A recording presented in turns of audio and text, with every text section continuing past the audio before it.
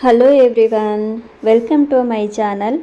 ನೀವೆಲ್ಲರೂ ಚೆನ್ನಾಗಿದ್ದೀರಾ ಅಂತ ಭಾವಿಸ್ತಾ ಇವತ್ತಿನ ಒಂದು ವ್ಲಾಗನ್ನು ಸ್ಟಾರ್ಟ್ ಮಾಡ್ತಾ ಇದ್ದೀನಿ. ಇವತ್ತು ನೋಡ್ತಾ ಇರ್ಬೋದು, ಶುಕ್ರವಾರ ಬೆಳಗ್ಗೆ ಎದ್ದ ತಕ್ಷಣ ಫ್ರೆಶ್ ಅಪ್ ಆಗಿ ಮನೆ ಮುಂದೆ ರಂಗೋಲಿ ಹಾಕಿ ಬರಲಿಲ್ಲ ಅಂತ ಹೇಳಿದ್ರೆ ನನಗೆ ಏನೋ ಒಂಥರ ಮಿಸ್ಸಿಂಗ್ ಆದಂತಹ ಒಂದು ಫೀಲಿಂಗ್ ಆಗುತ್ತೆ. ಸೊ ಅದರಲ್ಲೂ ಇವತ್ತು ಶುಕ್ರವಾರ ಮತ್ತು ಬೆಳಗ್ಗೆ ಬೇಗ ಎದ್ದು ನಾನು ಫ್ರೆಶ್ ಅಪ್ ಆಗಿ ಬಂದು ಈಗ ರಂಗೋಲಿಯನ್ನು ಹಾಕ್ತಾ ಇದ್ದೀನಿ, ನೋಡ್ತಾ ಇರ್ಬೋದು. ಮತ್ತು ಇವತ್ತು ಶುಕ್ರವಾರ ಆಗಿರೋದ್ರಿಂದ ತುಂಬ ಸ್ಪೆಷಲ್ಲಾಗಿ ಒಂದು ರಂಗೋಲಿಯನ್ನು ಹಾಕ್ತಾ ಇದ್ದೀನಿ. ಇದು ನೀವು ನೋಡ್ತಾ ಇರ್ಬೋದು, ಮಿಡ್ಲಲ್ಲಿ ನಾನು 12 ಚುಕ್ಕಿ 4 ಸಾಲು ಹಾಕ್ಕೊಂಡು ಅದರ ಮೇಲ್ಗಡೆ 5 ಚುಕ್ಕಿಯನ್ನು ಬಿಟ್ಟು 4 ಡಾಟನ್ನು ಹಾಕ್ಕೊಂಡು ರಂಗೋಲಿಯನ್ನು ಹಾಕ್ತಾ ಇದ್ದೀನಿ. ನನಗೆ ಒಂದು ಸ್ವಲ್ಪ ರಂಗೋಲಿ ಹಾಕ್ತಾ ಇರಬೇಕಾದ್ರೆ ವಿಡಿಯೋ ಮಾಡೋದಕ್ಕೆ ಒಂದು ಸ್ವಲ್ಪ ಲೇಟ್ ಆಯಿತು. ಅಂದರೆ ಮಗ ಯಾವುದೋ ಕೆಲಸದಲ್ಲಿದ್ದ, ಆಮೇಲೆ ಮಗನೇ ಮಾಡ್ತಾ ಇರೋದು ವಿಡಿಯೋ. ನಾನು ಮೊದಲೇ ಸ್ಟ್ಯಾಂಡ್ ಇಡೋದಕ್ಕೆ ಮರ್ತೋಯ್ತು. ಸೊ ನೋಡ್ತಾ ಇರ್ಬೋದು, ಈ ರಂಗೋಲಿ ನನಗೆ ತುಂಬ ಇಷ್ಟ, ತುಂಬ ಚೆನ್ನಾಗಿ ಕಾಣುತ್ತೆ ಮನೆ ಮುಂದ್ಗಡೆ ಹಾಕಿದಾಗ. ಸೊ ಹಾಗೆ ಇವತ್ತಿನ ದಿನ ಕೂಡ ಸ್ಟಾರ್ಟ್ ಮಾಡಬೇಕು. ಈಗ ಮಾರ್ನಿಂಗ್ ಬ್ರೇಕ್ಫಾಸ್ಟ್ ಎಲ್ಲ ಮಾಡಬೇಕು. ಇವತ್ತು ಬ್ರೇಕ್ಫಾಸ್ಟ್ ಪಲಾವನ್ನು ಮಾಡೋಣ ಅಂತ ಇದ್ದೀನಿ. ಪಲಾವ್ ಮಾಡೋದಕ್ಕೆ ಗೊತ್ತಲ್ವ, ಎಲ್ಲರೂ ಅಷ್ಟೇ ಯೂಸ್ವಲ್ ಆಗಿ ತರಕಾರಿಗಳನ್ನು ಯೂಸ್ ಮಾಡಿಕೊಂಡು ಮಾಡ್ತೀರಾ. ಸೊ ಮಾಡೋ ಮೆಥಡ್ ಸ್ವಲ್ಪ ಡಿಫರ್ ಇರ್ಬೋದು. ನಾನು ಎಷ್ಟೋ ಸಲ ತೋರಿಸಿದ್ದೀನಿ ಪಲಾವ್ ಮಾಡೋ ಮೆಥಡ್ ಹೇಗೆ, ನಾನು ಯಾವ ಥರ ಪಲಾವ್ ಮಾಡ್ತೀನಿ ಅನ್ನೋದನ್ನು ನಿಮ್ಮ ಜೊತೆ ಶೇರ್ ಮಾಡಿದ್ದೀನಿ. ಅಕಸ್ಮಾತ್ ಕೆಲವರಿಗೆ ಗೊತ್ತಿಲ್ಲ ಅಂದರೂ ಅಥವಾ ನೋಡಿಲ್ಲ ಅಂದರೂ ಕೂಡ ಇವಾಗ ಕ್ವಿಕ್ಕಾಗಿ ಒಂದು ಶಾರ್ಟಾಗಿ ನಾನು ನಿಮ್ಮ ಹತ್ರ ಹೇಳ್ಕೊಡ್ತೀನಿ. ಮತ್ತು ನೋಡ್ತಾ ಇರ್ಬೋದು, ಮಕ್ಕಳಿಗೆ ಎಕ್ಸಾಮ್ ಕೂಡ ನಡೀತಾ ಇದೆ. ಇವಾಗ ಪಬ್ಲಿಕ್ ಎಕ್ಸಾಮ್ ಒಮ್ಮೆ ಕ್ಯಾನ್ಸಲ್ ಆಗಿ ಮತ್ತೆ ಈಗ ನಡೀತಾ ಇದೆ. ಸೊ ಅದಕ್ಕಾಗಿ ಮಕ್ಕಳು ಮತ್ತೆ ಪ್ರಿಪೇರ್ ಆಗಿ ಹೋಗ್ತಾ ಇದ್ದಾರೆ. ಸೊ ಪಬ್ಲಿಕ್ ಅಂದ ತಕ್ಷಣ ಏನೋ ಒಂಥರ ಮೈಂಡಲ್ಲಿ ಅವರಿಗೆ ಒಂಥರ ಭಯ, ಏನೋ ಒಂಥರ ಸ್ಟ್ರಿಕ್ಟ್ ಆ ಥರ ಫೀಲಿಂಗ್ ಅನಿಸುತ್ತೆ. ಇಲ್ಲ ಅಂದರೆ ನಾರ್ಮಲಾಗಿ ಒಂದು ಸ್ವಲ್ಪ ಓದ್ಕೊಂಡು ಹೋಗ್ತಾರೆ. ಈಗ ನೋಡ್ತಾ ಇರ್ಬೋದು, ನಾನು ಈರುಳ್ಳಿ, ಬೆಳ್ಳುಳ್ಳಿ, ಟೊಮೆಟೊ ಇದೆಲ್ಲ ಗ್ರೈಂಡ್ ಮಾಡಲಿಕ್ಕೆ ಹಾಕ್ತಾಯಿದ್ದೀನಿ. ಹಸಿ ಮಸಾಲೆ ಗ್ರೈಂಡ್ ಮಾಡಿ ಹಾಕಿ ನಾನು ಪಲಾವನ್ನು ಮಾಡ್ಕೊಳ್ತೀನಿ. ಈಗ ಹಸಿ ಮೆಣಸಿನಕಾಯಿ ಮತ್ತು ಇದಕ್ಕೆ ಮಸಾಲೆ, ಚಕ್ಕೆ, ಲವಂಗ, ಏಲಕ್ಕಿ ಇದನ್ನು ಕೂಡ ಹಾಕ್ಕೊಳ್ತೀನಿ. ನಾನು ಈ ರೀತಿ ಮಾಡಿದರೆ ಎಲ್ರಿಗೂ ಮನೇಲಿ ಇಷ್ಟ ಆಗುತ್ತೆ. ಮತ್ತು ಪೆಪ್ಪರ್ ಇರ್ಬೋದು, ಇದೆಲ್ಲ ಹಾಕ್ಕೊಳ್ತಾ ಇದ್ದೀನಿ. ನನ್ನ ಲಾಸ್ಟ್ ವಿಡಿಯೋದಲ್ಲಿ ನಾನು ಕರಂಗೋಲು ಕುಣಿತವನ್ನು ಶೇರ್ ಮಾಡಿದ್ದೆ. ಅದನ್ನು ನೋಡಿ ಕೆಲವೊಬ್ಬರು ಏನು ಬಣ್ಣ ಹಚ್ಕೊಂಡಿದ್ದಾರೆ, ಯಾರು ನಿಮ್ಮ ಮನೆಗೆ ಬಂದಿದ್ದು ಅಂತ ಕೇಳಿದ್ದೀರಾ. ಸೊ ನಮ್ಮ ಮನೆಗೆ ಬಂದಿದ್ದು ಕರಂಗೋಲು ಅಂಥೇಳಿ ಒಂದು ನಿರ್ದಿಷ್ಟ ಪಂಗಡದವರು ತುಂಬ ವರ್ಷಗಳಿಂದ ಇದನ್ನು ನಡೆಸ್ಕೊಂಡು ಬರ್ತಾ ಇರ್ತಾರೆ. ಸೊ ಅವರು ಪ್ರತಿ ವರ್ಷ ಮಿಸ್ ಮಾಡ್ದೇ ಮಾಡ್ತಾರೆ.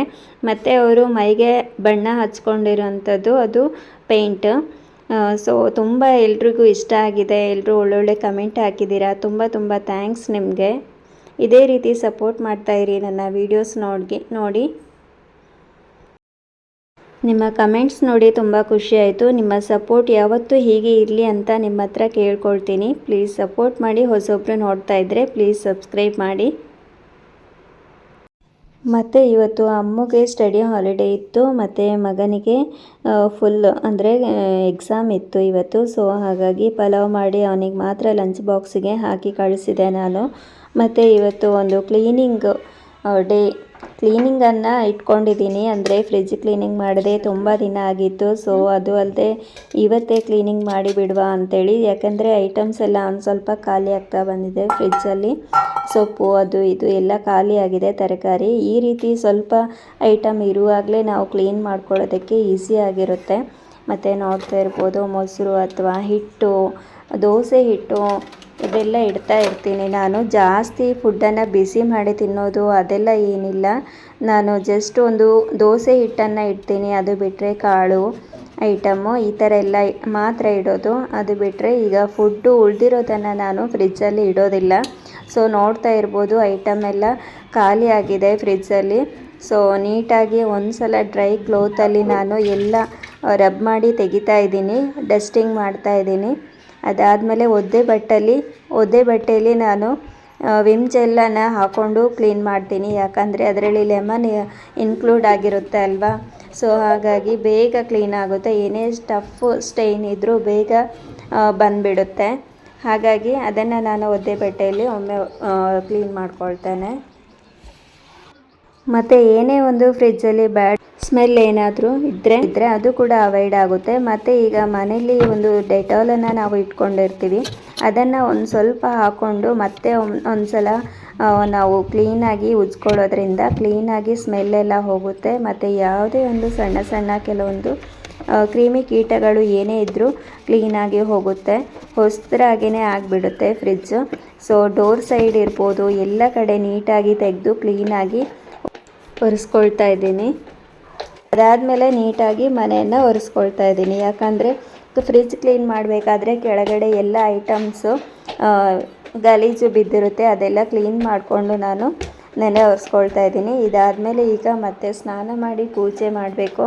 ಸೊ ಇವತ್ತು ಪೂಜಾ ವ್ಲಾಗ್ ಕೂಡ ಅಷ್ಟೇ, ಈ ಫ್ರಿಜ್ ಕ್ಲೀನಿಂಗ್ ಕೆಲಸ ಇರೋದ್ರಿಂದ ಒಂದು ಸ್ವಲ್ಪ ಡಿಲೇ ಆಯಿತು.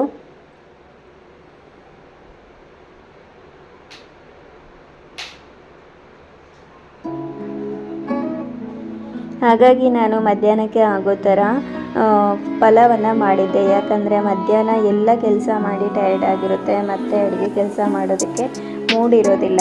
ಸೊ ಹಾಗಾಗಿ ಪಲಾವ್ ಆಗುತ್ತೆ ಅಂಥೇಳಿ ಒಂದು ಸ್ವಲ್ಪ ಜಾಸ್ತಿ ಪಲಾವೇ ಮಾಡಿಬಿಟ್ಟಿದ್ದೆ.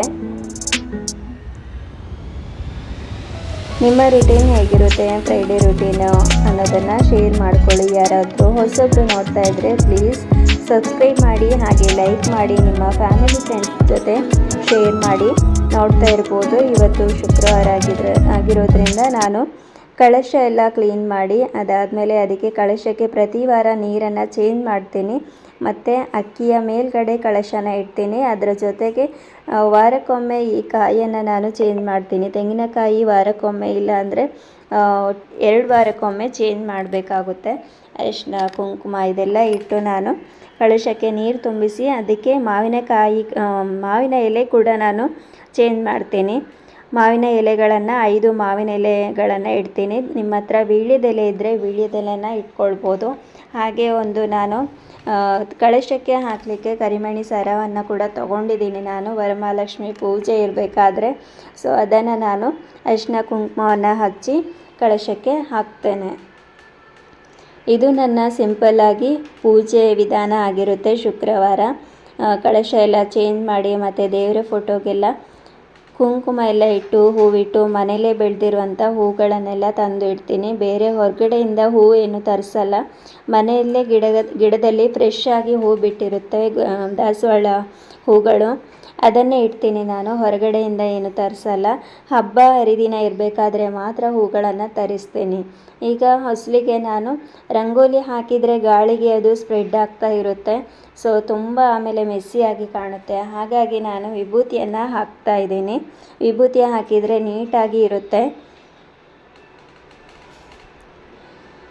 ಹಾಗೆ ಪೂಜಾ ದೇವರ ಕೋಣೆ ತುಂಬ ಸಣ್ಣದಾಗಿರೋದ್ರಿಂದ ನಾನು ಒಳಗಡೆ ರಂಗೋಲಿಯನ್ನು ಹಾಕಲ್ಲ, ಮನೆ ಹೊರಗಡೆ ರಂಗೋಲಿಯನ್ನು ಹಾಕ್ಕೊಳ್ತೀನಿ. ಮತ್ತು ಇವತ್ತು ದೇವರ ಮನೆಯಲ್ಲಿ ಸಣ್ಣದಾಗಿ ಯಾವ ರೀತಿ ರಂಗೋಲಿಯನ್ನು ಹಾಕ್ಕೊಳ್ಬೋದು ಅನ್ನೋದನ್ನು ನಿಮ್ಮ ಜೊತೆ ಶೇರ್ ಮಾಡ್ತಾ ಇದ್ದೀನಿ. ಎಂಡ್ವರೆಗೂ ವಾಚ್ ಮಾಡಿ, ಇದು ನಿಮಗೂ ಹೆಲ್ಪ್ಫುಲ್ ಆಗುತ್ತೆ. ತುಂಬ ಈಸಿಯಾಗಿ ಕ್ವಿಕ್ಕಾಗಿ ಹಾಕುವಂಥ ರಂಗೋಲಿಗಳನ್ನು ನಾನೀಗ ನಿಮ್ಮ ಜೊತೆ ಶೇರ್ ಮಾಡ್ತಾ ಇದ್ದೀನಿ. ಇಲ್ಲಿ ನಾನು ತೋರಿಸ್ತಾ ಇರೋದೆಲ್ಲ ಸಣ್ಣ ಸಣ್ಣ ರಂಗೋಲಿ, ಅದರಲ್ಲೂ ಫ್ರೀ ಹ್ಯಾಂಡ್ ರಂಗೋಲಿ. ಯಾವುದೇ ಥರ ಡಾಟ್ ಇಟ್ಟು ಹಾಕಬೇಕು ಅಂತ ಏನೂ ಇಲ್ಲ, ಈಸಿಯಾಗಿ ನೀವು ಫ್ರೀ ಹ್ಯಾಂಡ್ ಹಾಕ್ಕೊಳ್ಬೋದು. ಬಿಗಿನರ್ಸ್ ಯಾರಾದರೂ ಇದ್ದರೆ ಇದು ತುಂಬ ಯೂಸ್ ಆಗುತ್ತೆ. ಸಿಂಪಲಾಗಿ ಹಾಕ್ಕೊಳ್ಬೋದು. ಕರೆಕ್ಟಾಗಿ ಒಂದು ಲೈನ್ ಎಳೆಯೋ ಮುಖಾಂತರ ಅಥವಾ ಪೆಟಲ್ಸ್ ಹಾಕ್ಕೊಂಡು ರಂಗೋಲಿಗಳನ್ನು ಹಾಕ್ಕೊಳ್ಬೋದು. ಈ ರೀತಿ ಡಾಟ್ಸ್ ಇದ್ದರೆ ಸ್ಟಾರ್ಟಿಂಗ್ ಕಲಿಯೋರಿಗೆ ಸ್ವಲ್ಪ ಕಷ್ಟ ಆಗುತ್ತೆ. ಮತ್ತು ದೇವರ ಕೋಣೆಯಲ್ಲಿ ಸಣ್ಣದಾಗಿ ಬೇಗ ಆಗಬೇಕು ಅಂತ ಅಂದ್ಕೊಳ್ತಾ ಇರ್ತೀರ, ಸಣ್ಣ ಜಾಗದಲ್ಲಿ ಸಣ್ಣ ರಂಗೋಲಿಯನ್ನು ಹಾಕಬೇಕು ಅಂಥೇಳಿ. ಸೊ ಅಂಥವರಿಗೆ ಈ ವಿಡಿಯೋ ಇಷ್ಟ ಆಗ್ಬೋದು, ಈ ರಂಗೋಲಿಗಳು ಇಷ್ಟ ಆಗ್ಬೋದು.